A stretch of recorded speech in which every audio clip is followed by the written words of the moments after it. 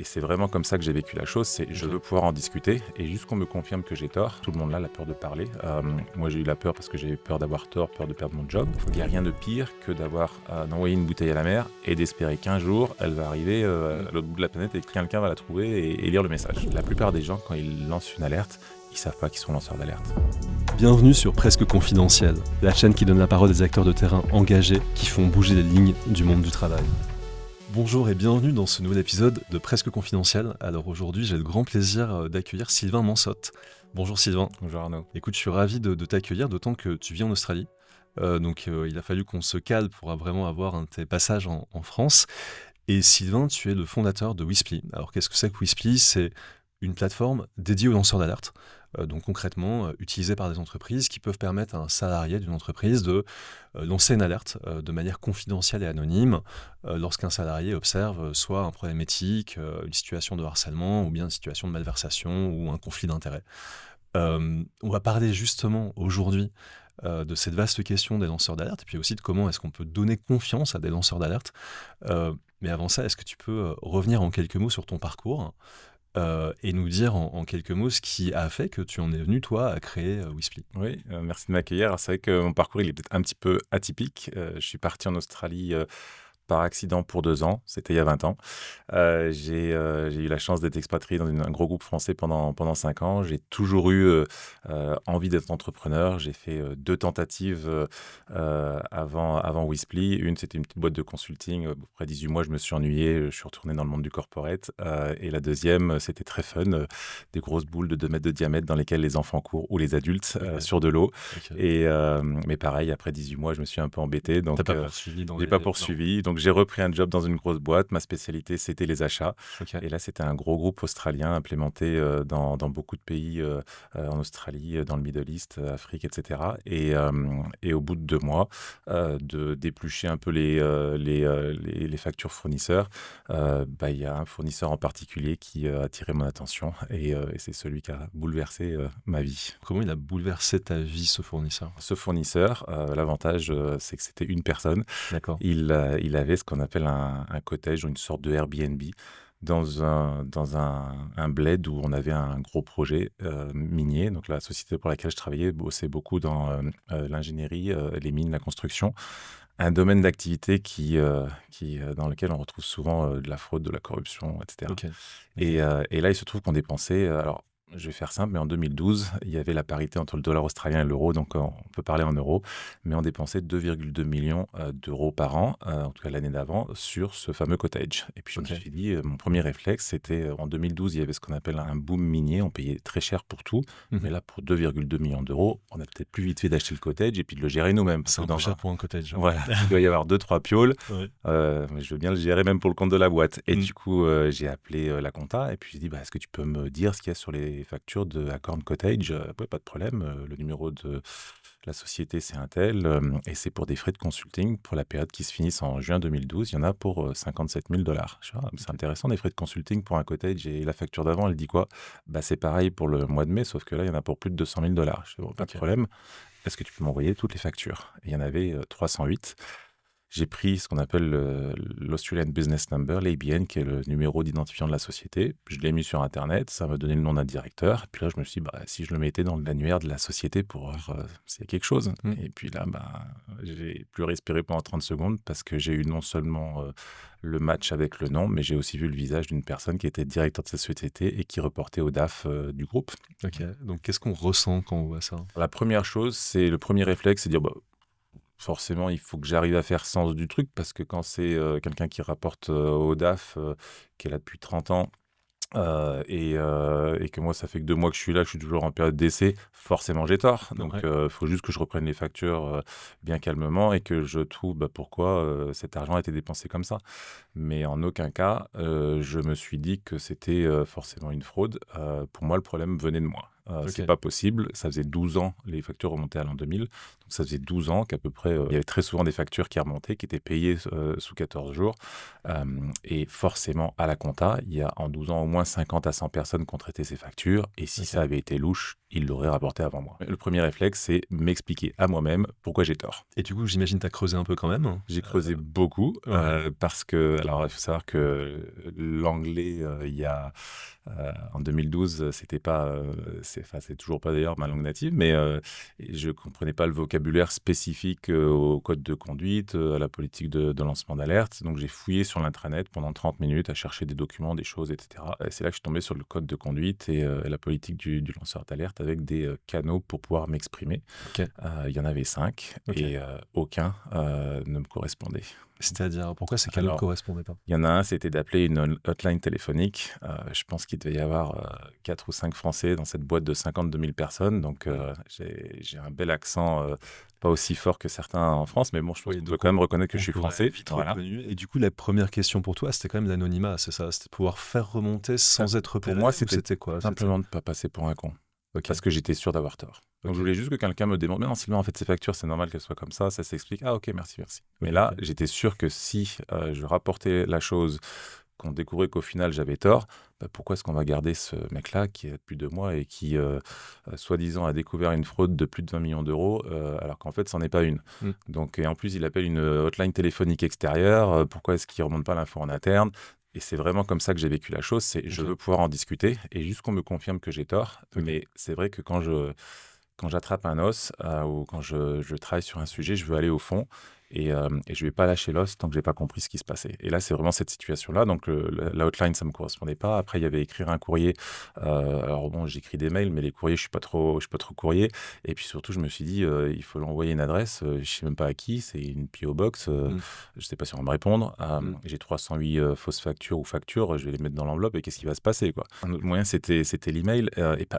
À l'époque, ça m'est pas venu à l'idée de créer un faux compte Gmail ou quoi que ce soit. Mm. Donc, j'ai un peu zappé cette idée-là. Après, il y avait d'envoyer un formulaire sur un site internet. Ok. Et là, c'était le formulaire en lui-même faisait peur. D'accord. J'ai l'impression de retourner dans les années 70. Et pourtant, je suis dans 77. Et c'était un formulaire sans possibilité de communiquer après avec qui que ce soit. Donc, encore une fois, c'était un sens unique. Ok. Et le dernier point, celui que je m'étais juré de jamais utiliser, c'est il faut parler aux ressources humaines ou à son manager. Ouais. Et au final, j'ai parlé à ma manager. Elle a reçu ça comment et comment ça s'est passé? Alors, la raison pour laquelle j'ai parlé à ma manager, ça va qu'elle parle qu'anglais parce que sinon, elle n'aimerait pas que je dise ça sur un podcast. Mais en fait, je disais toujours, elle a un peu les dents qui raillent le parquet. Ok. C'est une jeune femme pleine d'énergie qui gérait une équipe de mecs qu'elle avait recruté elle-même 2 mois auparavant. Mhm. Elle-même, ça faisait que 5 mois qu'elle était dans la boîte. Donc, dans ma tête, elle pouvait pas faire partie de la fraude. C'est quelqu'un en qui j'ai confiance. C'est quelqu'un qui mise tout sur cette fonction achat qui était nouvelle dans cette société. On gérait 20 milliards de dollars de dépenses. Et du coup, je lui faisais confiance. Et je suis allé la voir et littéralement, j'ai dit, Visna, j'ai découvert ces factures. Qu'est-ce que tu vois dessus? Et au bout de 5 minutes, elle était très smart, elle a tout compris et elle est montée voir le patron de la boîte qui était dans le Ok. même immeuble. Et la suite? Et la suite, c'est qu'il a été interviewé le lendemain par les ressources humaines, Ouais. qu'il a tout avoué.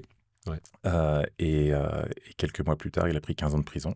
Ok. Et entre-temps, on m'a demandé si je voulais devenir le Hercule Poirot de la boîte. Ce à quoi D'accord. j'ai répondu, ça a l'air fun, j'ai 0 compétence, mais je vais le faire. Et du coup, Ok. j'ai fait ça pendant presque 3 ans. Le Hercule Poirot de la boîte, c'est intéressant ça. Ouais. Donc, tu étais auditeur interne, Exactement, Ouais. j'étais raccroché au patron de l'audit, toujours Ouais. dans une fonction achat. Et c'était une super courbe d'apprentissage pour devenir un vrai escroc. Parce que, alors j'ai pas mal tourné, mais j'aurais Ouais. pu, je vais dire que j'aurais dû, mais j'aurais pu, parce que j'ai beaucoup appris sur comment est-ce que non seulement on commet des actes illicites, mais après j'ai découvert aussi un côté beaucoup plus sombre qui était l'aspect humain, que moi j'avais pas découvert dans le monde de l'entreprise, mais vraiment tout ce qui était harcèlement moral, physique, sexuel. Et encore une fois, je mets l'emphase sur le fait que c'était une boîte dans le domaine de la construction, l'ingénierie, Mm. les mines, où on travaille sur des projets qui sont très lointains et où les gens sont un peu dans leur propre royaume. Et on avait 400 projets comme ça dans le Ok. monde. Et ils font un peu ce qu'ils veulent. Donc l'objectif, c'est que le projet soit livré en temps, en heure et en budget. Avec un dispositif de contrôle, j'imagine, assez souple et assez lâche. Très souple. Ouais. Chaque projet faisait en gros ce qu'il voulait. C'est pour ça que la fonction Ok. achat n'était pas forcément non plus la bienvenue. Ouais. L'avantage qu'on avait, c'est qu'après avoir découvert une fraude de plus de 20 millions d'euros, on avait carte blanche pour faire beaucoup, beaucoup de choses. Et donc tout ça, petit à petit, t'a amené à créer Wispy, donc à démarrer une aventure entrepreneuriale. Et comment du coup tu as décidé de créer Wispy, de franchir le pas et quel a été le projet, Pour ça, il m'a originaire? fallu une trentaine de pseudo-investigations. Alors, il Ouais, faut savoir que j'ai pas découvert plus gros que 20,7 millions d'euros, qui est la fraude OK. qu'on vient d'évoquer, mais plein d'autres choses qui m'ont permis de me rendre compte qu'en fait, dans la plupart des organisations, on bâillonne nos employés. Notre meilleur Ouais. atout, c'est l'employé, c'est celui qui nous permet de grossir la structure, c'est généralement celui qui innove, qui va chercher les clients, qui fait rentrer l'argent, etc. Mais le fait de parler aux employés de cette société, qui pour certains savaient qui j'étais, même si ça n'avait pas été ouvertement dit et annoncé, c'est là que je me suis rendu compte qu'il y avait beaucoup de gens en fait qui faisaient plus que le 9h-5h, qui parfois étaient en arrêt maladie, il y avait beaucoup de turnover. Mmh. Et pourquoi? Parce qu'en fait, ils n'osaient pas s'exprimer. Et en fait, pour la faire courte, il y a plein de choses qui se passent dans la boîte. Un tel se sert dans la caisse, l'autre il fait ci à mes collègues. Pourquoi est-ce que moi, je donnerais plus que mon 9h-5h pour une boîte au final où les gens volent dans la caisse, quoi. Et je me suis dit, mais c'est fou parce que, étant donné que l'employé est notre meilleur atout, il faut qu'on le valorise, il faut qu'on le mette à l'aise. Et le meilleur moyen de le faire, c'est d'enlever ce que j'appelle avoir la honte, alors la peur surtout, la peur, Ouais. tout le monde l'a, la peur de parler. Moi, j'ai eu la peur parce que j'avais peur d'avoir tort, peur de perdre mon job. Mmh. Il y en a, c'est la peur parce que ils ont peur de ne pas avoir de nouvelle promotion. Ils ont peur, parfois dans certains pays, de perdre la vie carrément et ça, tout le monde l'a. Après, il y a la culpabilité. Moi, je me suis senti coupable. Je me suis dit: «Si je dénonce, cet individu», je savais à l'époque, qu'il était marié, qu'il avait une fille, qui allait être mariée, et globalement, il va à minima perdre son job et Mmh. vu, ce qu'il a volé, il y a des chances qu'il passe un petit moment à l'ombre. Donc j'avais ce sentiment de culpabilité qui m'empêchait quelque part de parler OK. et le dernier, c'est la honte et ça, on va dire, je vais mettre ça dans un panier, c'est peut-être un petit peu maladroit de ma part, mais dans tous les sujets ressources humaines, donc tout ce qui est harcèlement, encore une fois, moral, physique, sexuel, et cetera, où les victimes, ont honte et savent que si elles parlent, tout le monde va le savoir, et c'est pour ça généralement que dans les gros dossiers dont on entend parler dans les news, quand il y a une victime, il y en a souvent beaucoup d'autres qui sortent, et qui apparaissent dans les jours et les semaines qui suivent. C'est un vrai sujet parce qu'on observe ou on voit pas mal de cas dans les entreprises où il y a des situations ou des comportements très inappropriés, qui ont lieu en réalité depuis plusieurs années, où il y a beaucoup de témoins, de victimes potentielles, mais les gens ont plutôt tendance à se taire. Et puis généralement, une fois qu'il y a un lanceur d'alerte et que le sujet est posé, on se rend compte qu'il y a 2, 3, 4 témoins. Et puis quand on creuse un peu, on se rend compte qu'il y a beaucoup plus de victimes que ce qu'on pensait au début. Et c'est vrai que la capacité, enfin oser prendre la parole, c'est super compliqué. Tu parlais de honte, de culpabilité, de peur. Comment est-ce qu'on aide des salariés à surmonter déjà la peur de s'exprimer? Je pense que le meilleur moyen pour, passer ce message, c'est d'avoir une analogie et je prends toujours celle du permis de conduire. J'espère que tu as ton permis de conduire, moi J'ai mon je permis de l'ai conduire. depuis J'ai eu un peu tardivement. voilà. Mais c'est vrai que quand on est, passager d'une voiture, enfant, adolescent, bon, on monte dans une voiture, on va du point A au point B, tout va bien. Puis un jour, on veut passer le permis et là, on passe du côté, du conducteur et ça fait extrêmement peur. Il faut faire attention, à la vitesse, à la ceinture, aux Mmh. chiens qui traversent, aux feux rouges, et cetera. Mmh. On est généralement tétanisé pendant les premières leçons de conduite, mais au fur et à mesure, tout s'arrange et puis, au bout de quelques mois, quelques années, quand on monte dans une voiture, on ne se pose même plus la question de savoir si on est le passager ou le conducteur de cette voiture, c'est juste naturel. Le lancement d'alerte, ça devrait être ça et ça ne l'est pas. Aujourd'hui, Ouais. ce qu'on demande, aux gens, quand on espère qu'ils vont lancer une alerte, c'est de prendre, tout simplement les commandes d'un Airbus A380 pour faire, je sais pas, un Bangkok, Paris, Mmh. tout naturellement et encore une fois, ça fait extrêmement peur et je pense qu'il faut, comme toutes les activités d'une entreprise, comme un métier quelque part, ça s'apprend, on est formé, on est informé, et le lancement d'alerte, malheureusement, on ne l'est pas assez, ce qui du coup, engendre cette peur que les gens ont. C'est vrai que souvent les gens, les lanceurs d'alerte, ou les potentiels lanceurs d'alerte pourraient se dire qu'ils ont parfois plus à perdre qu'à gagner à lancer une alerte. Quand on observe quelque chose d'inapproprié, souvent on se dit exactement ce que tu disais tout à l'heure, c'est, «Est-ce que j'ai raison ou est-ce que j'ai tort?» Et puis ensuite, il y a de se dire: «Mais si jamais je parle, est-ce que je vais pas perdre, au passage?» Que ça soit en réputation, en avenir professionnel, hein. Est-ce que ça va pas se retourner contre moi? Est-ce que ça va pas nuire à ma carrière d'une manière ou d'une autre? Tu disais, pour ça, il faut former et informer. Comment est-ce qu'on peut former au lancement d'alerte? Comment ça passe? Enfin, comment est-ce qu'on peut sensibiliser? Comment est-ce qu'on peut aider des salariés à vaincre ces appréhensions? Le meilleur moyen, c'est la communication et la communication qui vient du haut dans l'entreprise. C'est-à-dire que ça vient du top management qui va exprimer les priorités pour l'entreprise et oui, de faire de l'argent, d'avoir les meilleures ressources, etc. C'est très important. Mais je pense que pour que ça ce soit pérenne, il faut que l'environnement lui-même, les salariés se sentent bien et qu'on a besoin des salariés pour que l'entreprise fonctionne correctement et que du coup, s'il y a des choses qui ne fonctionnent pas bien, on souhaite que ce soit remonté. Donc ça, c'est une chose de le dire, une chose de l'afficher, une chose de former les gens là-dessus. Après, c'est une chose aussi de communiquer régulièrement sur ce que l'entreprise a mis en œuvre, les actions qui ont été prises, si quelque chose a été remonté au niveau de la direction, parce que c'est ce qui va permettre de mettre en confiance les employés. Si on me dit que dans mon grand groupe de 100 000 employés, il y a eu, je sais pas, 10 cas de harcèlement le dernier trimestre et que 2 personnes ont été remerciées de la société, 3 autres, on les a exclus pendant je ne sais pas combien de jours ou suivent une formation ou je ne sais pas quoi, ça va me mettre en confiance de me dire, ah, il y a des collègues qui ont remonté de l'information, ça a été pris sérieusement, il y a des actions qui ont été mises en place. Et du coup, au fil du temps, ça va rassurer les employés. Donc ça Ok. peut être, c'est le meilleur moyen généralement. Ok.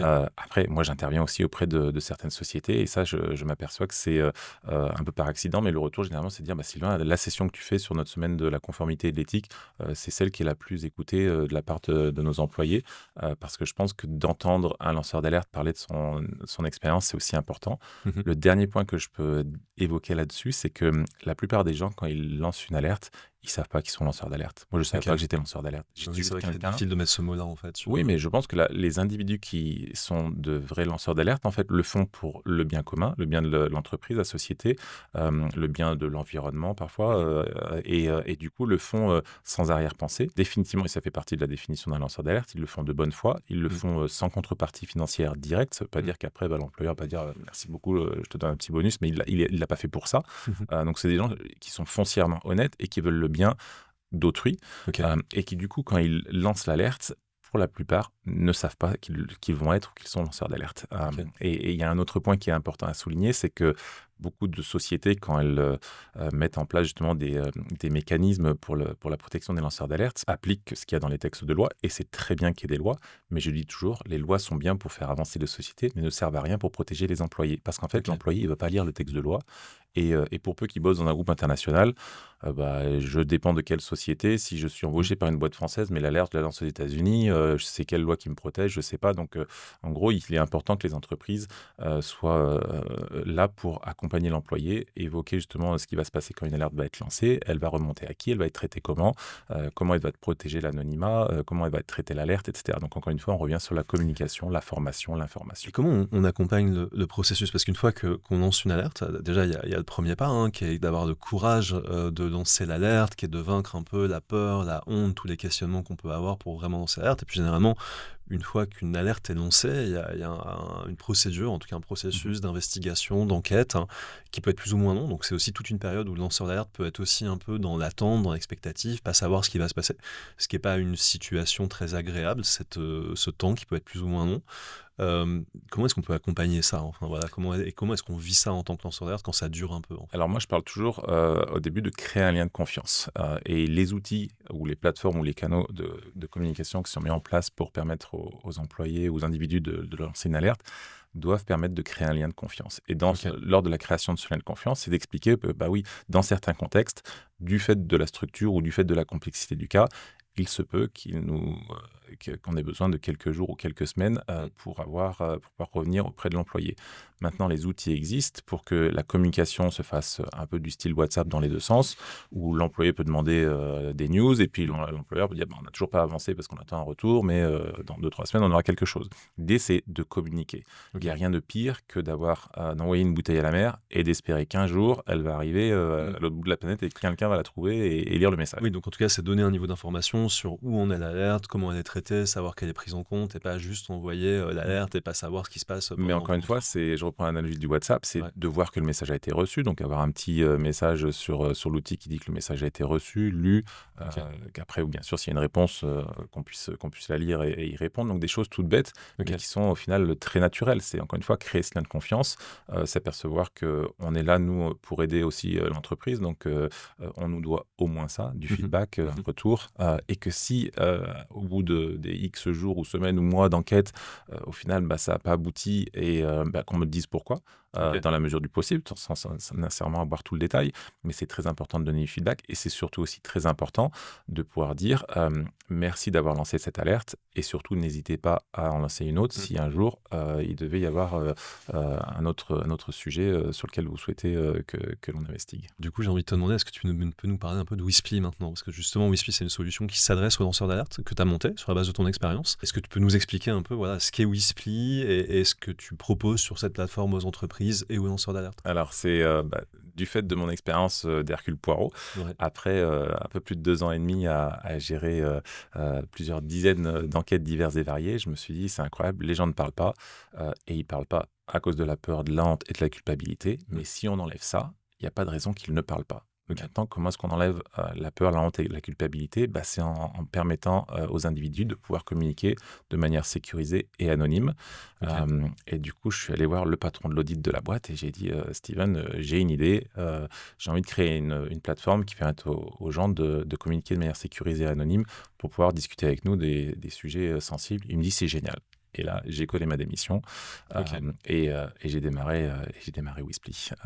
Et Whisply, du coup, c'est une plateforme qui permet aux individus d'envoyer un rapport via une application mobile sur iOS et Android, via Mhm. un site web, Mhm. via un référent anticorruption, comme on les appelle dans les sociétés. Donc la politique de la porte ouverte, je vais voir quelqu'un qui est chargé de ça dans ma société et je lui dis, bah voilà, Jean-Paul ou Martine, je souhaite remonter quelque chose. Cette personne est qualifiée, a accès à un formulaire Whisply, Ok. va le remplir pour le compte de l'individu, s'il ne souhaite pas le faire depuis les outils qu'on met à disposition. Ce rapport va être trié automatiquement par la plateforme en fonction du sujet qui est évoqué, des personnes qui sont évoquées et qu'il faut du coup pas impliquer dans l'investigation, du pays, peut-être de la langue, Ok. et ça va arriver à une équipe interne ou externe à la société pour revue et potentiellement une investigation. Derrière Whisply, après, par contre, côté entreprise, il y a ce qu'on appelle le case management. Mhm. Et ça, c'est l'outil entièrement configurable. Donc, Mhm. ça ressemble un peu à une grosse brique, une grosse pile de briques de Lego et on construit son Lego, donc Mhm. avec des workflows qui permettent de gérer une investigation selon ce qui est remonté dans la plateforme, de pouvoir impliquer d'autres ressources de l'entreprise, de pouvoir avoir des milestones pour définir où on en est dans l'investigation.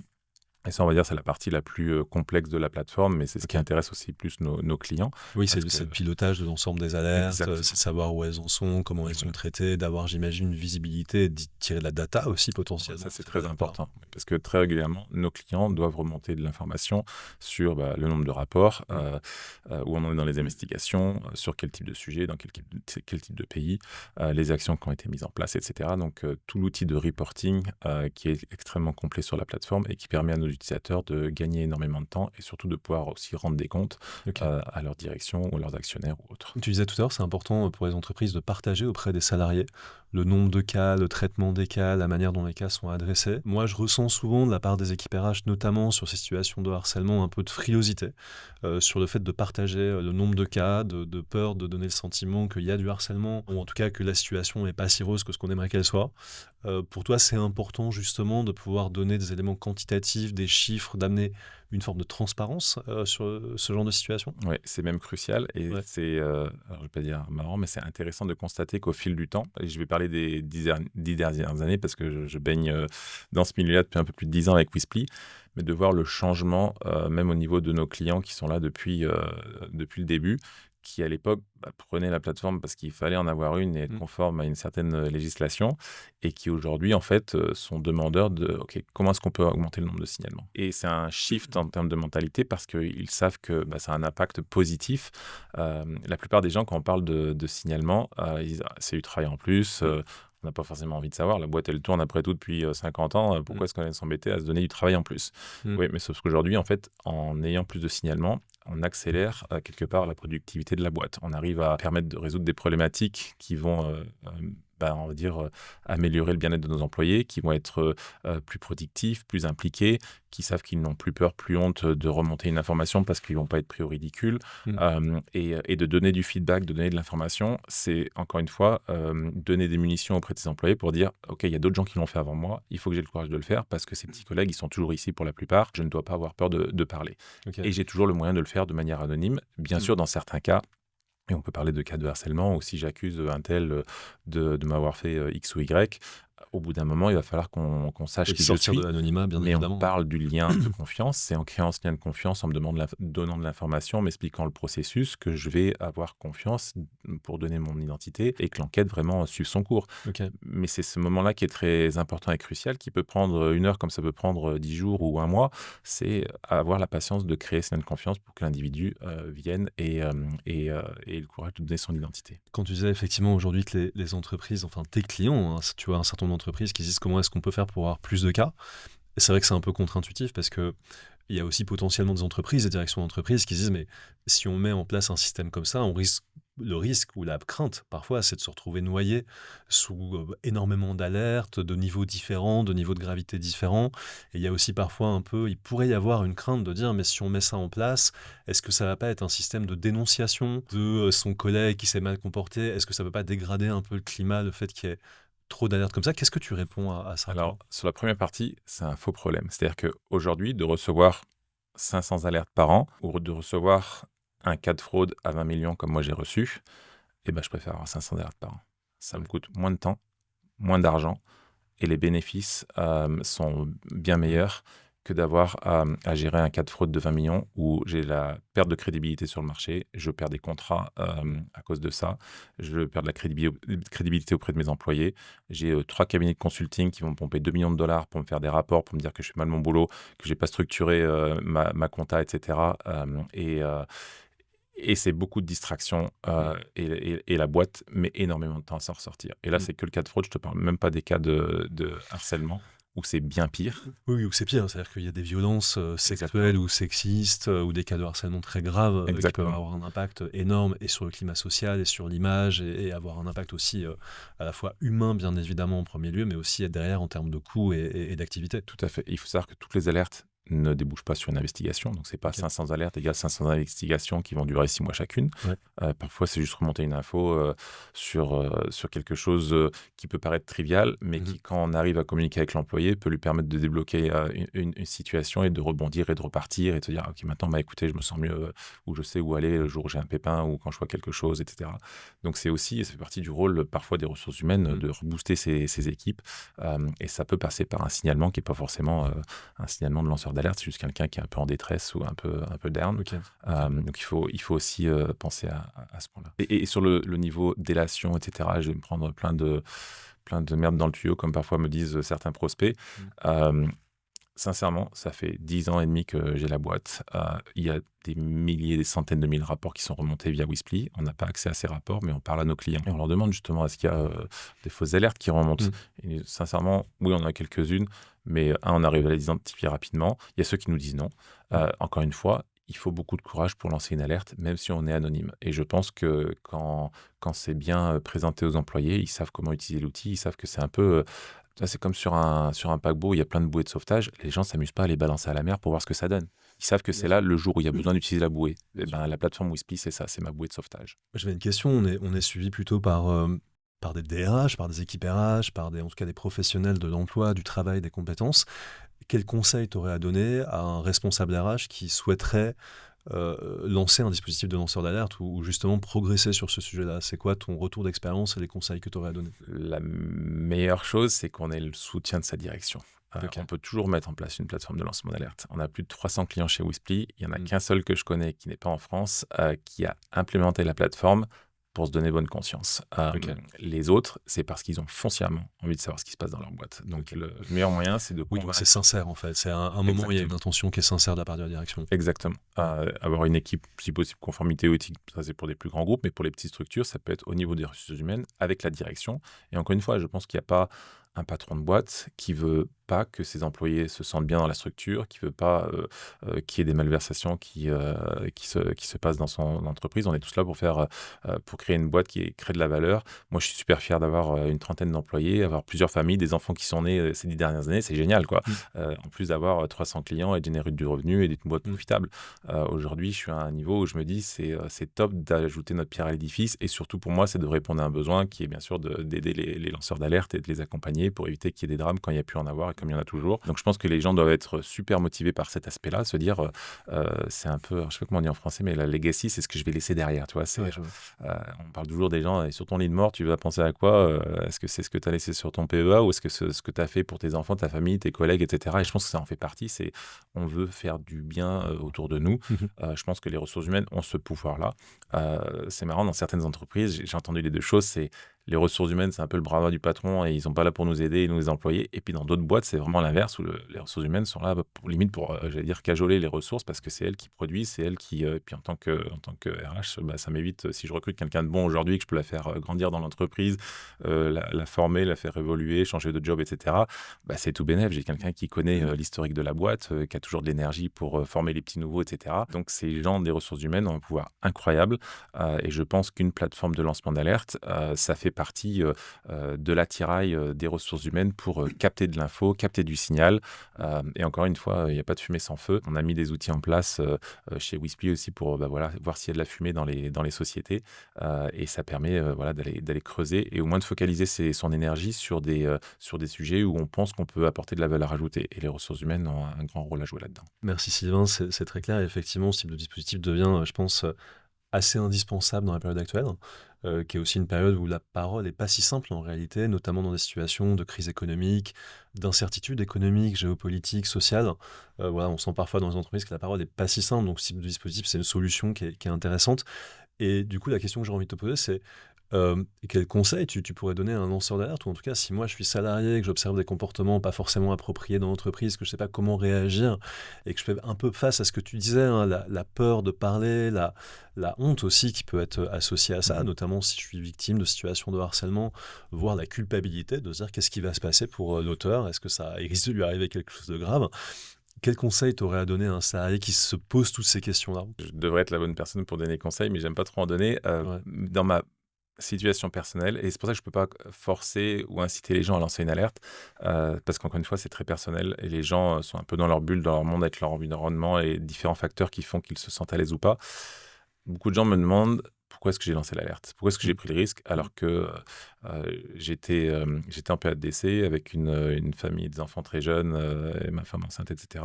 C'est pas une situation facile, c'était un super job pour moi. Mmh. Et je l'ai fait parce que j'aime bien me regarder tous les matins dans le miroir et en me disant que je suis un bon être humain et surtout que mes enfants grandissent aussi comme ça. Je veux qu'ils se sentent honnêtement honnêtes et du coup, voilà, si papa ne parle pas, je peux pas compter sur mes enfants pour le faire à ma place. Et c'est pour ça que j'ai lancé l'alerte. C'était une force un peu qui venait de l'au-delà, Ouais. qui m'a poussé à lancer cette alerte. En plus de vouloir ronger l'os jusqu'à savoir pourquoi la personne avait volé 20 millions de dollars. Et donc, pour d'autres individus, ça va être de ne pas pouvoir supporter que leurs collègues subissent des menaces ou du harcèlement ou autre chose. Ça peut être de ne pas supporter le fait que quelqu'un pique dans la caisse, du coup les gens n'ont pas eu leur bonus, ou du coup comme il n'y a pas assez d'argent dans les caisses, on a été obligé de remercier 2 employés dans la structure, et ça va les forcer à parler. Par contre, il faut qu'ils se renseignent, donc encore une fois le code de conduite, la politique de lancement d'alerte,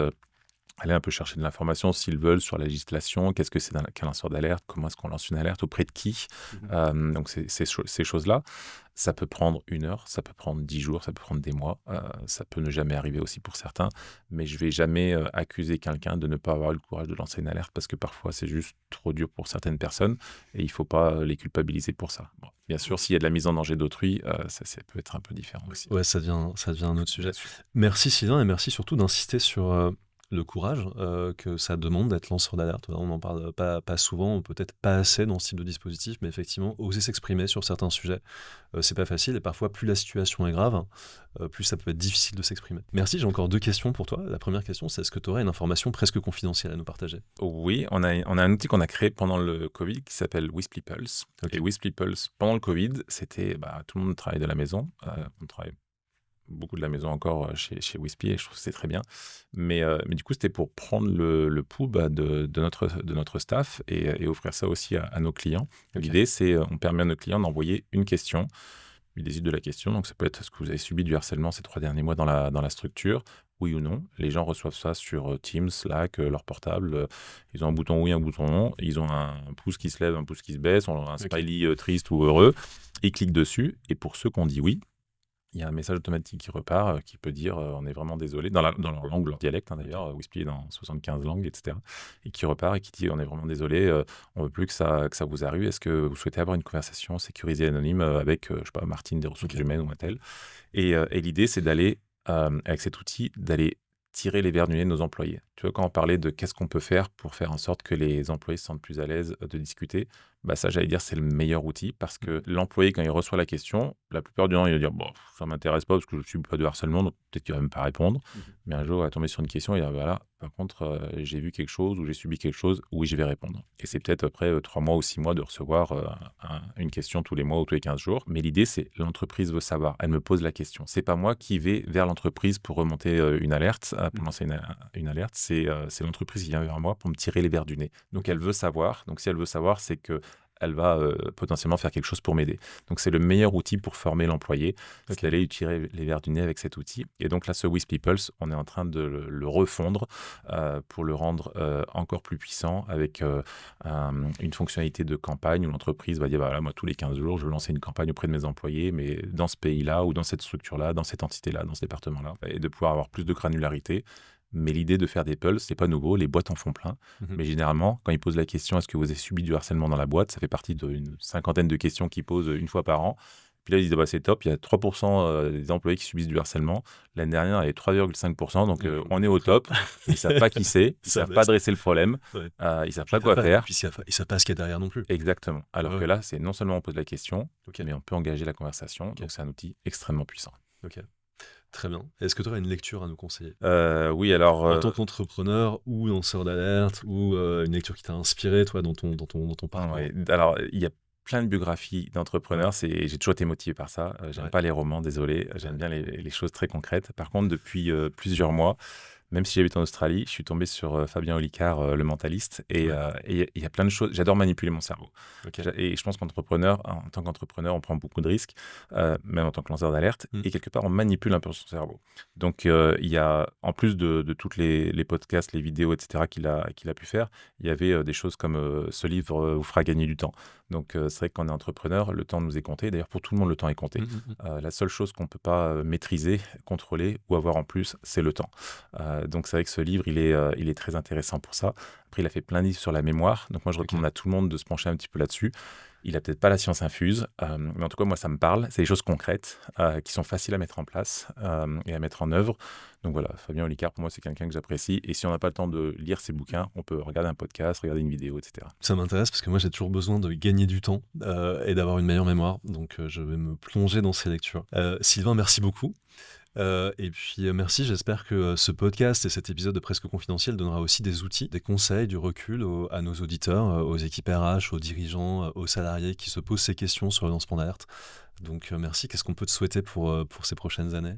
Que Wisply continue à grossir et que surtout qu'on trouve d'autres moyens pour engager encore plus les employés, parce que c'est la mission de Wisply, c'est de continuer à faire grossir cette plateforme. Il faut savoir que moi, je déteste les vieux produits technologiques, Ouais. et la fierté que j'ai, c'est qu'un tiers de mes équipes sont consacrées à innover, à créer de nouvelles fonctionnalités, de nouveaux produits. Donc voilà, c'est purement ça, c'est le plaisir que je prends au quotidien. Et encore une fois, d'avoir une équipe qui est là et qui...